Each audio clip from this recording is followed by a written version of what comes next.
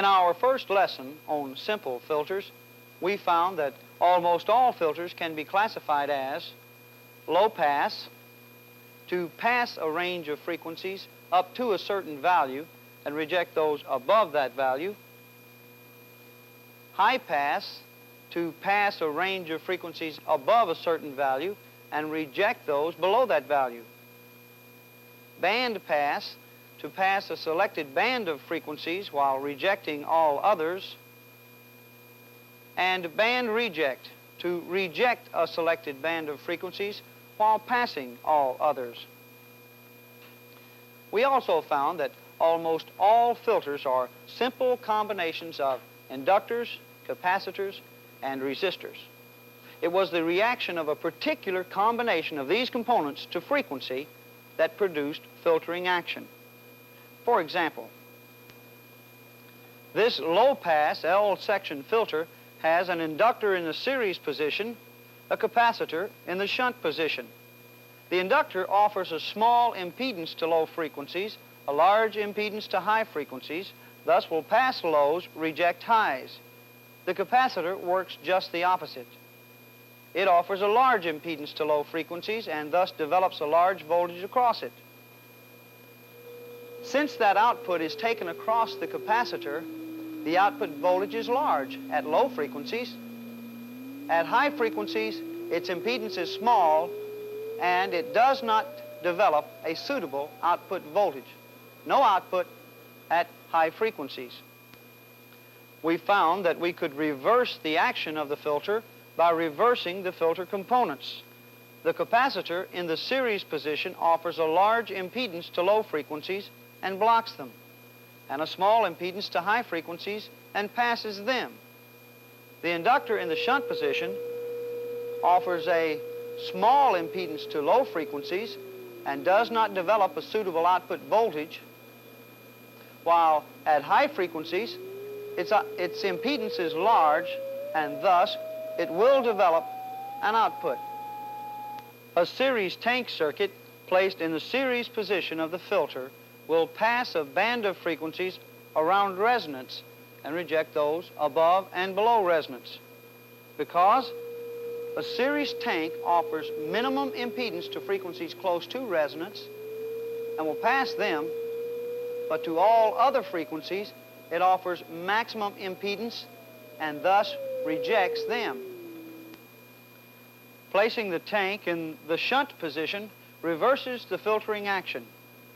The tank offers minimum opposition to frequencies around resonance, thus does not develop a suitable output voltage. The band of frequencies right around resonance is rejected. At all other frequencies, though, tank impedance is maximum. Thus, output voltage is developed. All frequencies off resonance are passed. That pretty well sums up what we covered in the first lesson on filters. Now, in this lesson, we'll see how a parallel tank circuit can be used in filter circuits. We'll also discuss several other filter configurations. But in each case, we'll find that all the principles we developed in the first lesson still apply to these more complex filters. So let's first determine how a parallel tank circuit can be used to provide filtering action. Remember, there are two basic positions for component placement in a filter circuit: the series position and the shunt position. Now we'll start by placing the parallel tank in the shunt position. Okay, we'll remove the series tank and replace that with the parallel tank. Okay. Now, since we only want to determine its effect on the input frequency, we'll use a resistor in the series position of the filter, because the resistor is not a frequency-sensitive component and it'll have no effect on the input frequency. Thus, any frequency effects we see in the output must be due to the action of the parallel tank circuit. Now, let's hook this up on our trainer and see what occurs. Now remember, we'll be using an oscilloscope, a little breadboard trainer, and a signal generator for our demonstrations, as we did in the earlier lesson. Remember that the input frequency taken from this signal generator is applied directly through these connectors up to this point on our little trainer. Now, through this direct connection, we can see the input frequency displayed on the A trace or the top trace of the oscilloscope. Now, this is the frequency directly from the trainer or from the signal generator, the top trace of the scope. The other lead here, the one in the middle, is used to provide a synchronization voltage or an external trigger for the sweep circuits of the oscilloscope. Now, down here, in this circuit here, is where we'll hook up our filter components. This is the series position, and here is the shunt position. Now, notice, as is always the case, the output is taken across the shunt component and is displayed on the B trace or the lower trace of the oscilloscope. Note also that, as we did in the first lesson, everything is grounded together. All right, let's plug in the components now. First, I'll put in the inductor. Remember now, we're going to make a parallel tank circuit. So we'll put the inductor in here, just like that. Now, there's the inductor. In parallel with that, we'll hook the capacitor, just like that. Now, there's our parallel tank circuit. Now, we need a resistor to complete the circuit, and we'll use one of the resistors that we used in the first lesson, variable resistor, set to the correct resistance to operate the circuit. Let me just get it plugged in there now. Okay. Now you can see that we do have an output from our circuit. There we're going through the resistor and the tank circuit to ground. Okay, now watch the output or the signal on the lower trace as I vary the input frequency. Now you see what's happening? The parallel tank in the shunt position is causing this circuit to function as a band pass filter. These frequencies below resonance are being rejected. There's not enough output there to operate the load device. But frequencies right around resonance are being passed. We have about the same output as we have on the input. So these frequencies are being passed. Now, these frequencies above resonance, however, are also being rejected. So we have a band pass filter.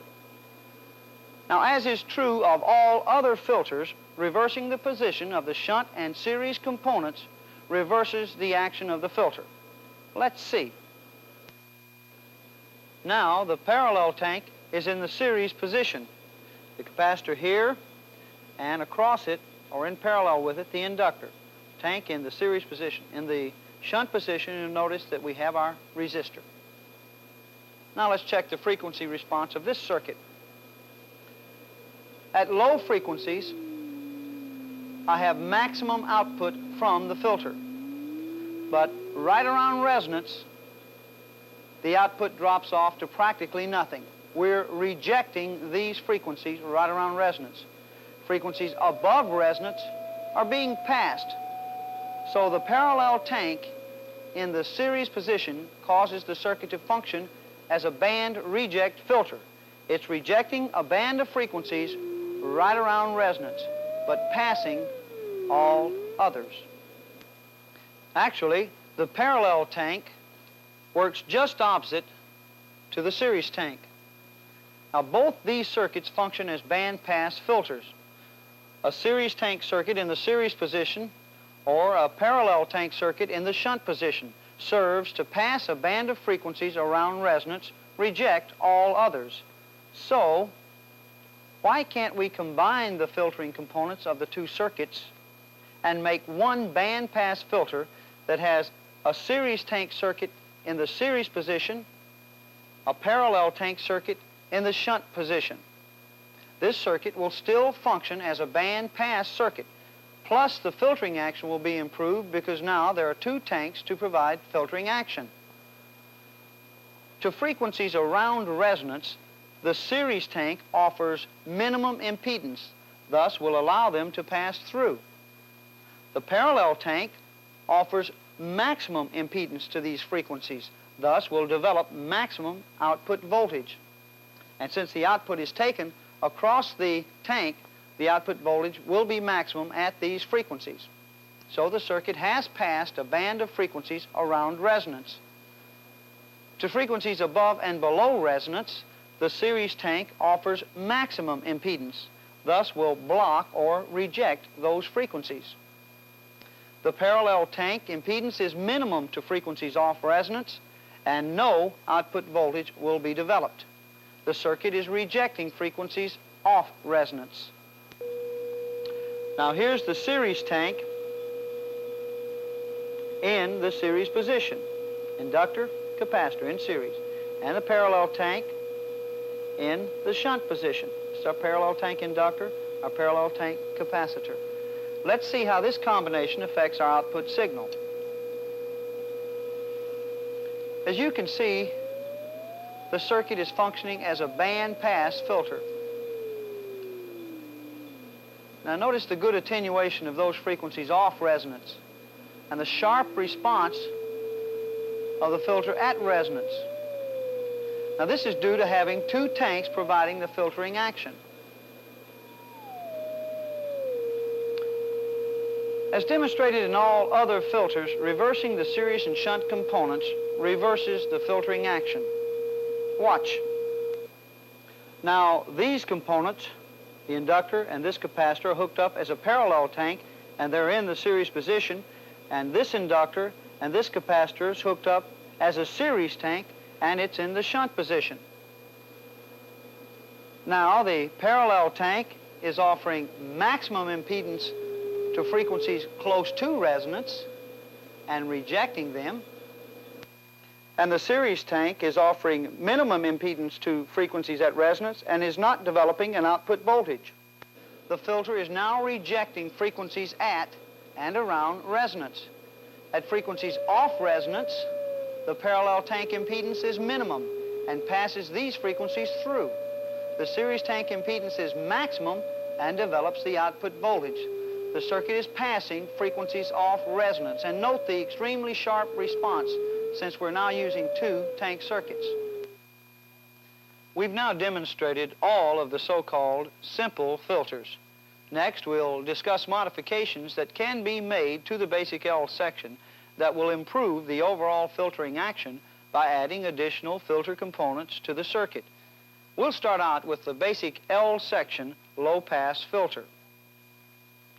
The inductor in the series position of this filter will pass low frequencies but reject high frequencies. The specific frequency range the filter will affect will depend, of course, on the size of the components. If the inductor is 10 henries and the capacitor is 0.01 microfarads and the output is hooked up to the scope, as in our demonstrations, the frequencies passed will be below 600 hertz.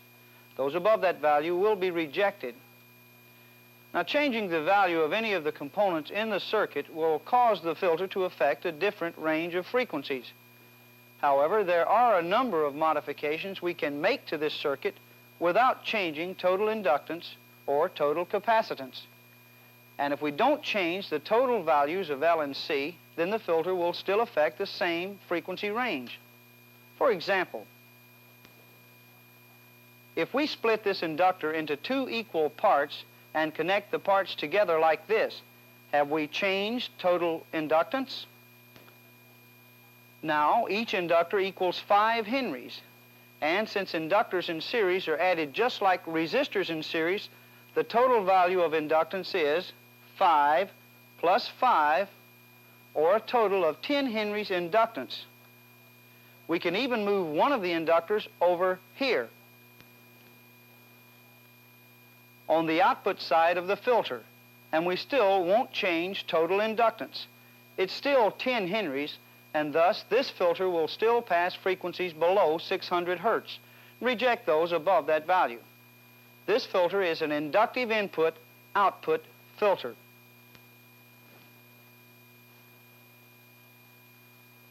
This particular configuration is called the T section because it's shaped like the letter T. This filter has several advantages over the simple L section filter. One, it provides better overall filtering because there's a filter component in both series legs of the filter, both the input and the output. Another advantage is that with this configuration, it doesn't matter which side of the filter is hooked up to the input. The impedance is the same in either direction. And this is an important consideration in circuit design. After all, this filter must be connected between two other circuits, and impedance matching between those two circuits is an important consideration. What it all boils down to is simply this: the filter configuration will be selected that best meets the requirements of the equipment in which it's to be used. In some cases, the simple L section will suffice. Other circuits may require a capacitive input-output filter. That, too, can be constructed from the basic L section filter following the rule we established earlier. That is, once the total capacitance has been determined that will affect the particular frequency range we wish to filter, we cannot deviate from that total value of capacitance.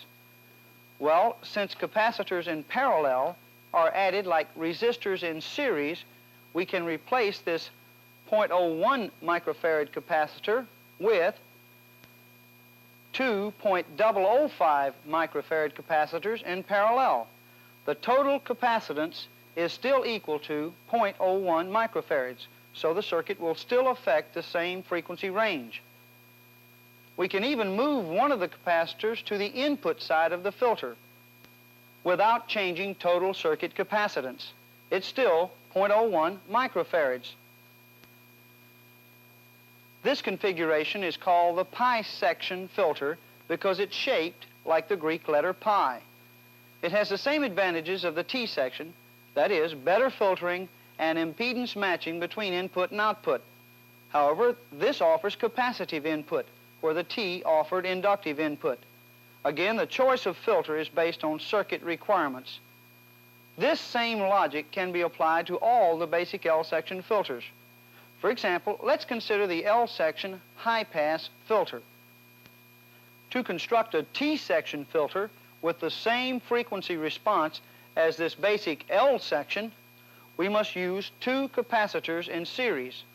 Since capacitors in series are added like resistors in parallel, each capacitor must equal twice the value of this single capacitor. So, 2 times C here on the input and 2 times C here on the output. Total capacitance is still the same as in our original configuration. This pi section version of the high-pass filter shows that we have two inductors, two parallel inductors.